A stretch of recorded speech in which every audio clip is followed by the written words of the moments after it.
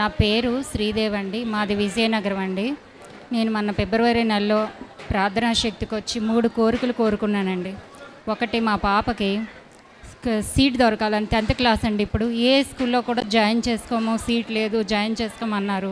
దేవాదేవుని కృపను తరపున బట్టి మా పాపకు సీట్ దొరికిందండి.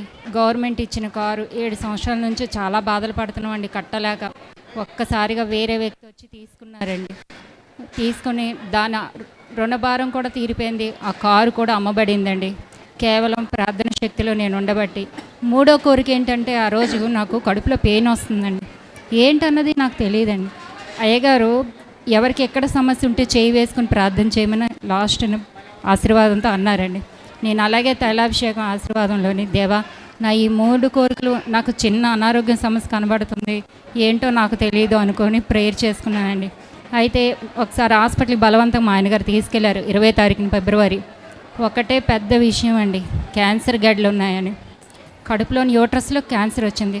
5 క్యాన్సర్ గడ్డలు ఉన్నాయమ్మా, క్యాన్సర్ ఉంది, మైల్ స్టేజ్ స్టార్టింగ్, 3 years నుంచి ఉంది నీకు, నువ్వు ఎలా తిరిగాడుతున్నావు అన్నారండి డాక్టర్ గారు. ఒక్కసారిగా భయం వేసింది, ఏం చేయాలో తెలీదు. నేను ఎలాగైనా ఈ మార్చి నెల 7వ తారీఖున ప్రార్థనా శక్తికి వచ్చేద్దాము, కారు కట్టించుకొని అయినా అనుకున్నానండి. డాక్టర్ గారు ఒకటే చెప్పారు, చాలా సివియర్ అయిపోయిందమ్మా నీకు, ఆపరేషన్ టైంలో నువ్వు కదిలేవంటే అవ్వదంటే. నాకు చాలా విశ్వాసం బట్టి నా భర్త నీకు ప్రార్థనా తైల అభిషేకాన్ని పంపించానండి. అయ్యగారు ప్రేయర్ చేశారు. అలాగే కూడా నాకు కూడా శక్తి వచ్చింది. నాకు బయోస్కాన్ రిపోర్ట్స్ కూడా వచ్చాయండి. మళ్ళీ 20వ తారీఖు రిపోర్ట్స్లోనండి ఎటువంటి క్యాన్సరు లేదని చెప్పారండి. దేవునికి వందనాలండి.